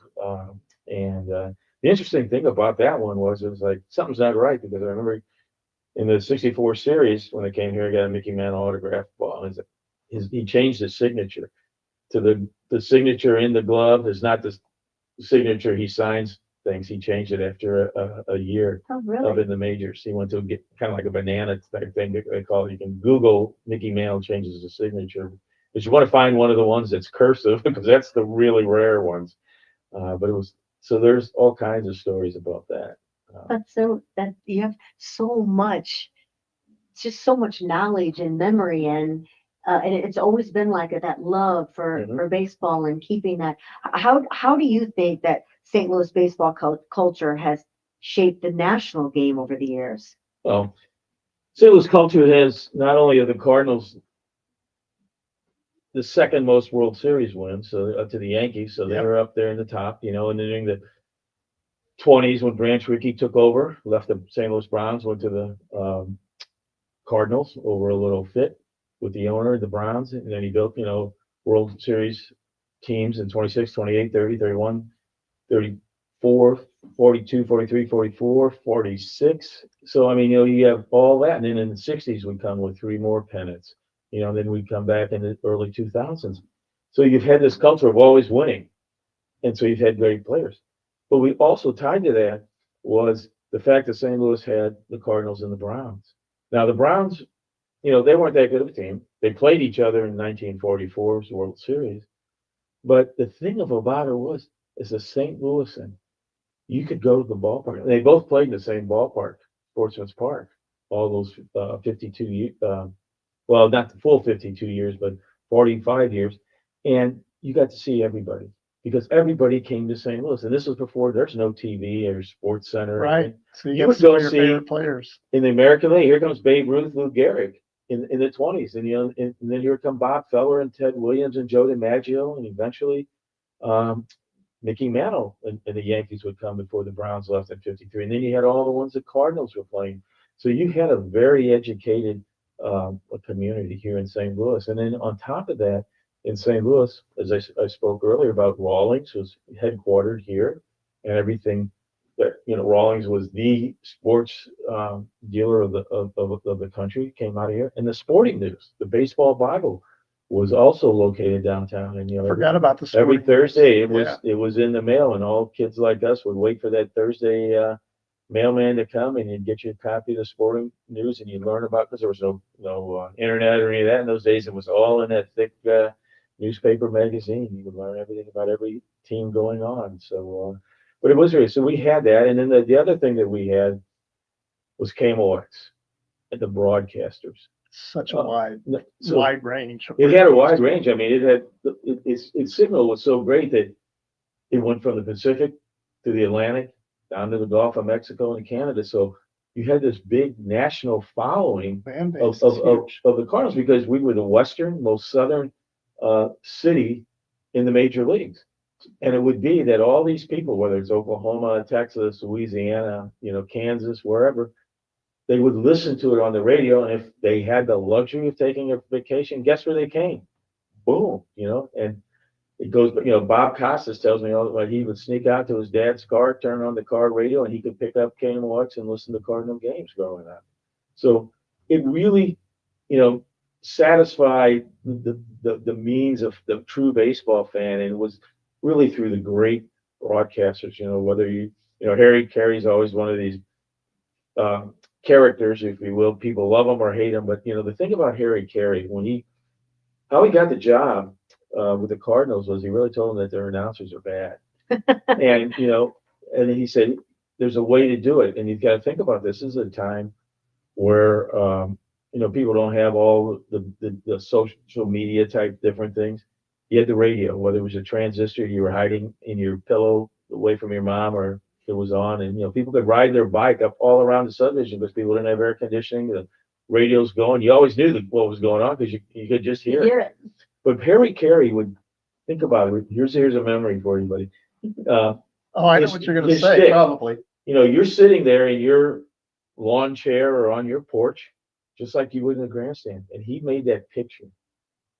Pitcher looks in, gets the signal, toes the rubber. Here's the windup, the stretch, the pitch. He made it go, the picture in your mind, just like you were sitting in the grandstand. And then it might be, there she goes. Described the game so well. Yeah, he made that over and over. Now today, all of a sudden 3 pitches have gone by, and you don't know sometimes happens. Some of them I can barely listen to. Yeah, and it just changed when television was there all the time, because it's a different audience. Whereas Harry and Jack Buck wanted you to listen and see it like you were sitting in the grandstands, and I think that intelligence of of these announcers really created a special, not only educated fan base in St. Louis, they wanted more. And, we had great sports writers, with Hummel and all of them before him, Roy Stockton, Bob Bragg, Bob Burns, they were all there and they wrote it to you in a way that, with all this complementary between radio and the newspaper, you fell in love with baseball. There was just nothing else. And there wasn't competition like today. Here we are, mid-June, and they're still playing hockey. They're still playing NBA basketball. Right. And then in a month, it's going to be NFL. Baseball was the only thing in town, and it would go from, April to the end of September. And it was here. And Harry Carey's style changed so much too. oh, he did. When you listen to him, it was just nothing but audible. It was just radio. Yeah. It was like fast paced. And here's the thing: he's got the pitch. He's hitting. I mean, it was that quick, Right, And right.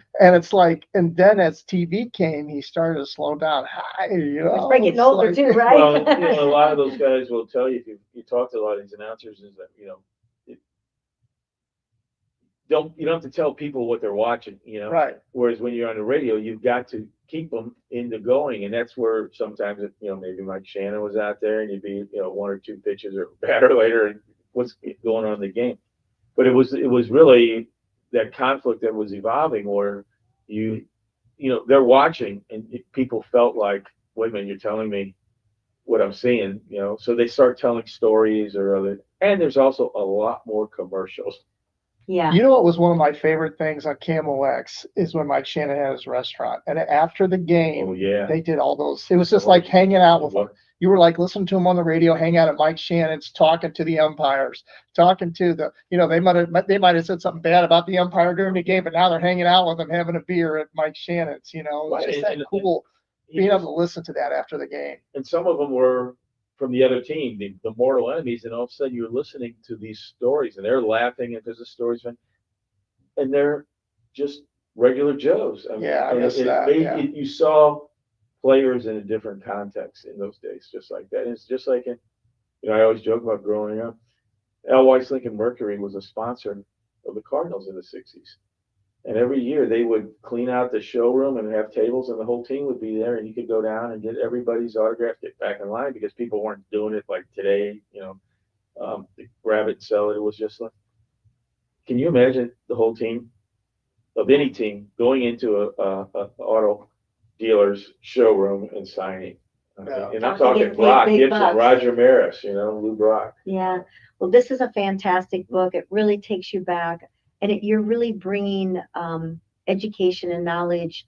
Like you said, I love the fact that you're teaching young kids and really allowing them to feel and learn the sport like it once was, because it is so different now. So from St. Louis to Cooperstown, baseball legends born and made in the Gateway City. This is Ed Wheatley that we're talking to right now. It's a fabulous book. The pictures in here are absolutely gorgeous. And there's, like you said, there's a story, there's things that we probably didn't know, along with their stats. Is that something that people really get into now, as much as, you'd have the scorecard? Is stats a big thing that people are watching? New generation, the young kids are more into statistics than the olders, and, older people, or even General former managers. players and managers, all this velocity, or launch angle and all that, just see the ball, hit the ball. Yeah. So there is that generational difference, whereas there's a stat for everything. And, there are those people that love it. And as a kid, you probably couldn't wait to get up in the morning, when you didn't have school, to get outside, grab your glove and go play. And you hope the kids are still doing that now. There's so much gaming and inside stuff. It's like I love when we go up in Newtown and we see the kids up in the amphitheater area, and they're Throwing playing the ball ball around. and Yeah. being a kid. It's almost like, wow, you can't even believe you're watching it, because that's how it used to be. It used to be, You came home and the street lights went out. you'd get down there. Or went on, where I we should played. say.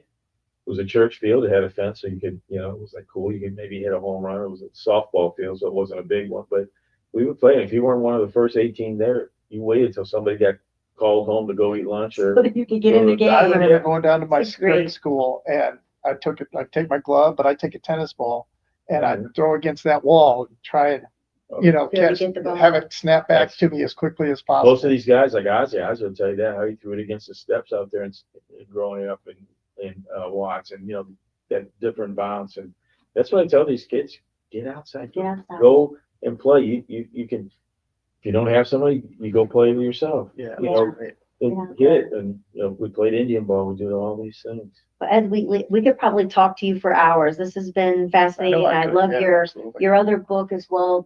We have enjoyed you. Actually, you're in our magazine right now, the June issue. Make sure you have some Appreciate that copies very because much. we actually did a story on Ed in our men's issue with his from St. Louis to Cooperstown. And again, you said you're going to do a signing. You'll be at the Rawlings at Westport Plaza this Saturday at 1:00. That's correct. So if you want to meet Ed, get a copy of his book, please go out there to Westport Plaza and join him. We appreciate your time. We got Cat Mues coming in with us to talk music and bands and the love of music, but there's nothing like the love of baseball. Love of baseball. So thank you for sharing with Thank us. you very Really much. appreciate it. We'll be right back with Cat Mues right here on the in your city show at the luinfo.com, streaming 24/7. It's the new Lou information station. We'll be right back.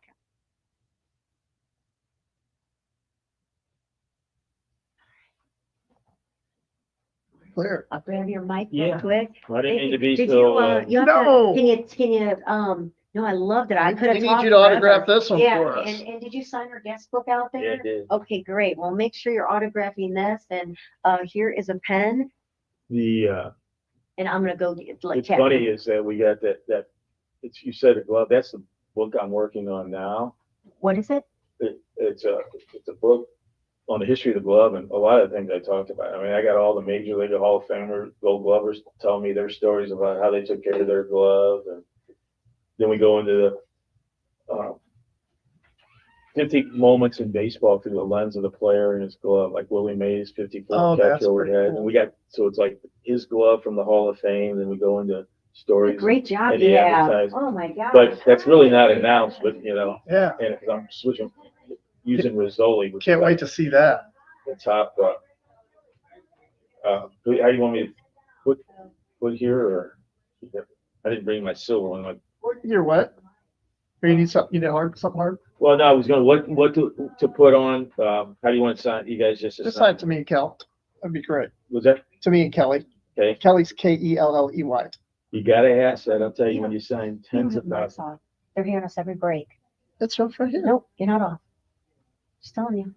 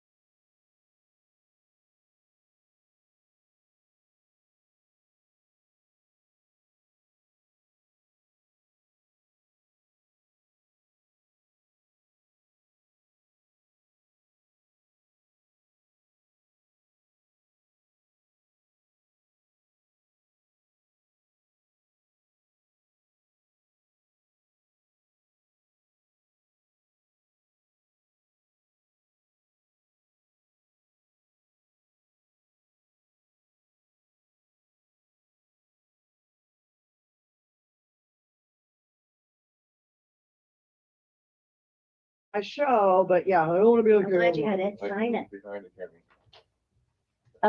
Where do I put this? So you just kind of want to put, yep, like, you know, right up by your collar. Okay. Yeah, they're great. Alright. Yeah, it's perfect. What is this? What is it? But yeah, I cut because she showed me and I was like, oh my goodness, okay.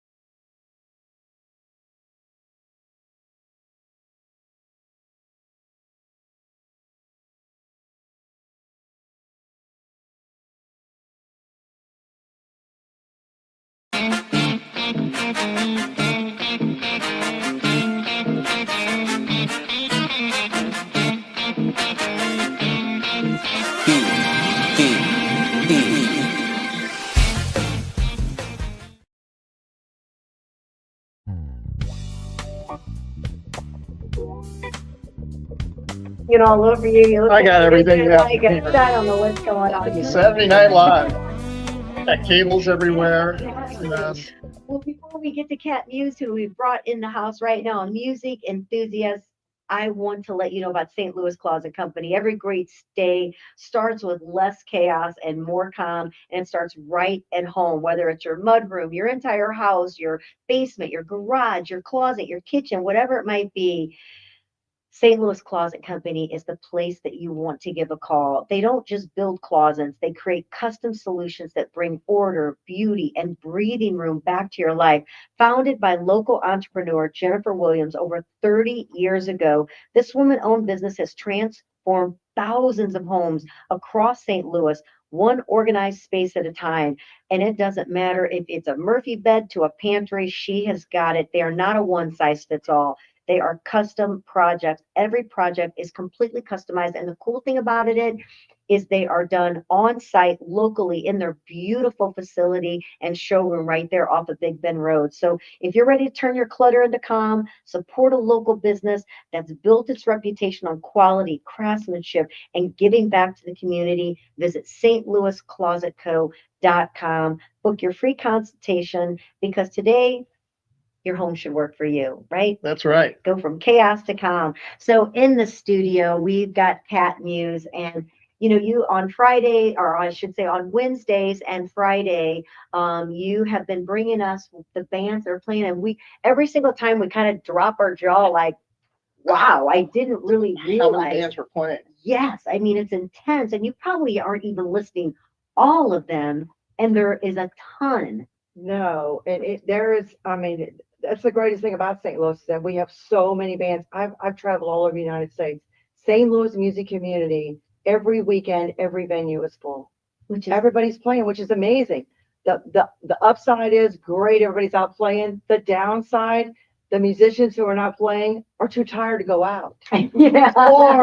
Or they can't, excuse me, or they can't. Not Ed Collison. Yeah. Oh, yeah, not Ed, right. How It's does he different. do what he Gallows is does? The everywhere. man is out. Yeah, it's awesome.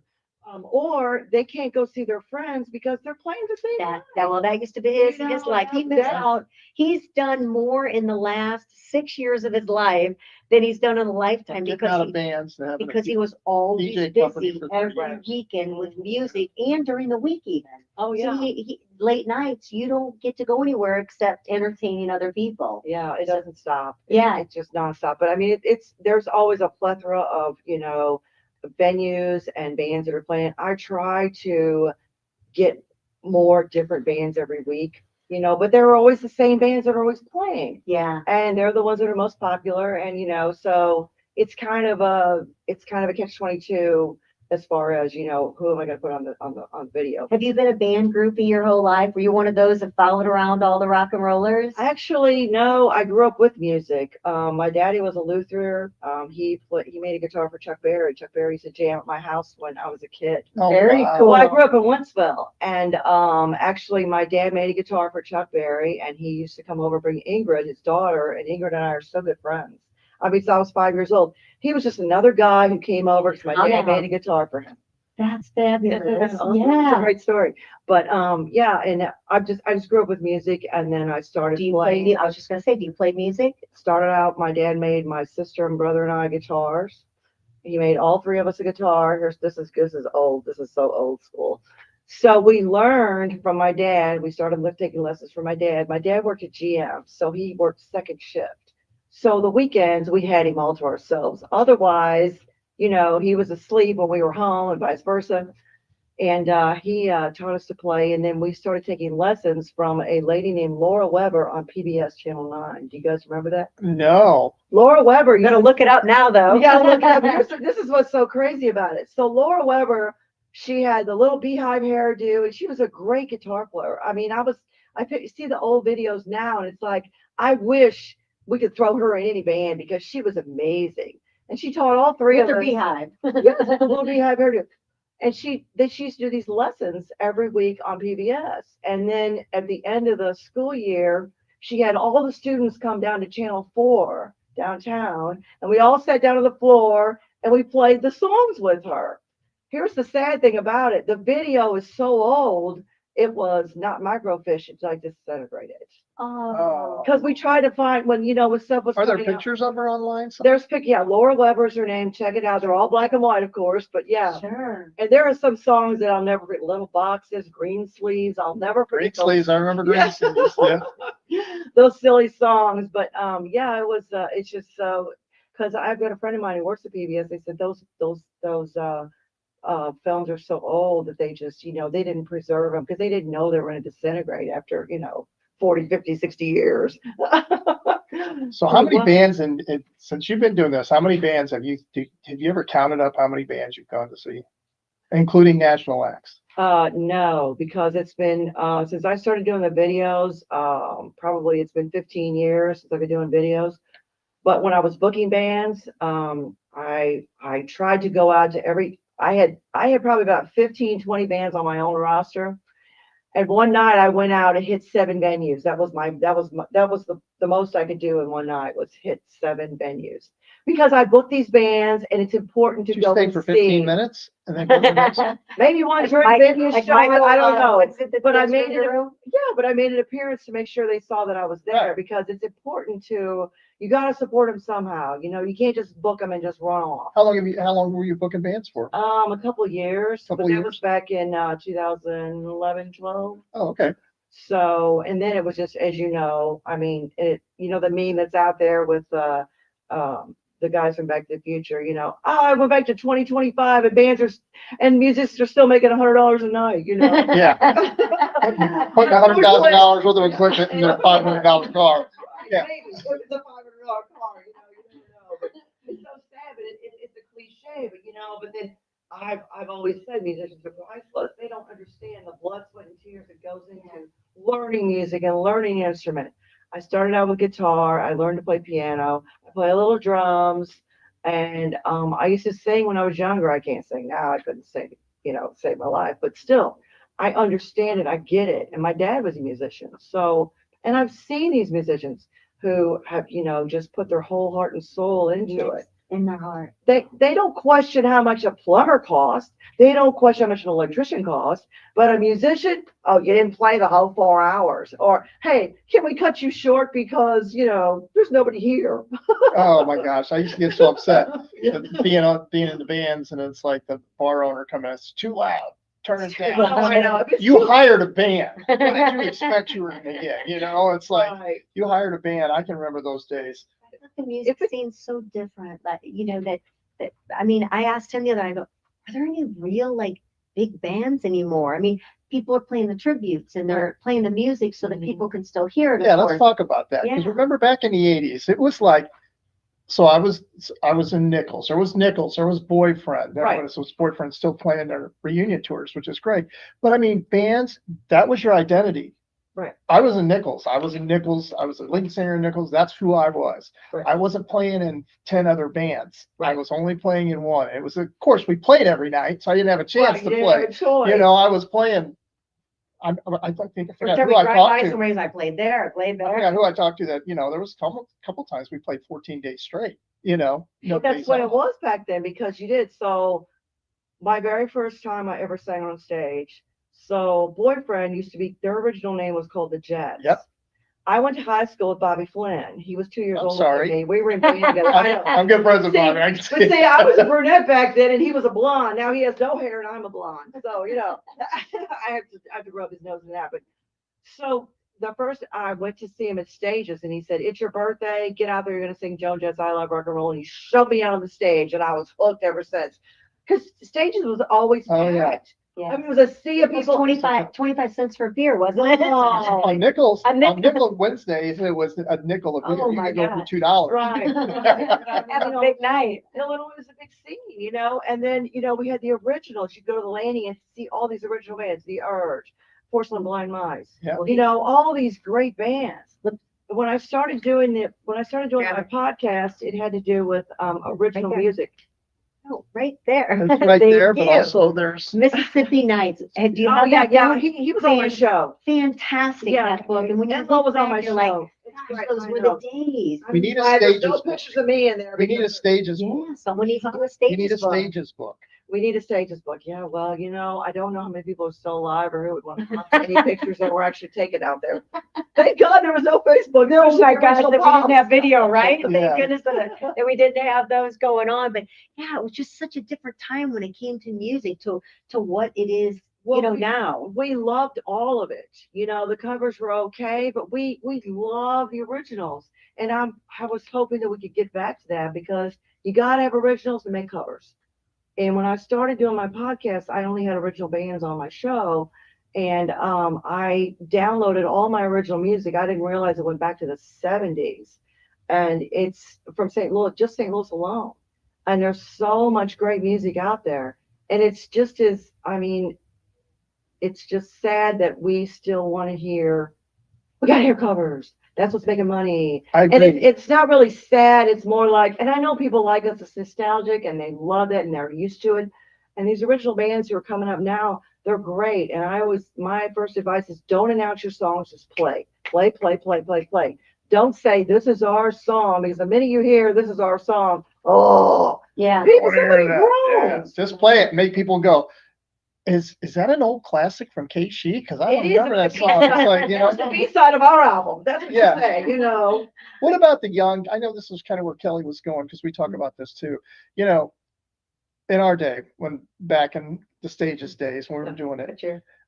real quick because we're almost out of time. I don't want to get you cut off. That's okay. But there's no young kids doing bands now because they do everything on YouTube or they do everything there and they're creating their music in their rooms, but they don't go out to venues and play. We don't ever see young bands playing now. Well, Monday night I had a young band there. They're called Aragon, and they're a legacy because their parents play in another band called Torchlight Parade. And actually, two of those members are in Torchlight Parade. Oh, awesome. So, Well, I'm going to go ahead and we can still sit here and talk a minute, That's but okay. the radio part is going to cut off here. Thank you so much for listening to In Your City Show. We got Cat Mues. She is a music enthusiast and obviously very talented as well. Thank you for stopping thank in. you very much. And thank you for tuning in to luinfo.com. You can catch us on Facebook. Look up In Your City Show. Check us out. Message us. Subscribe. And we look forward to bringing you more guests, more fun. And until next time, cheers. So we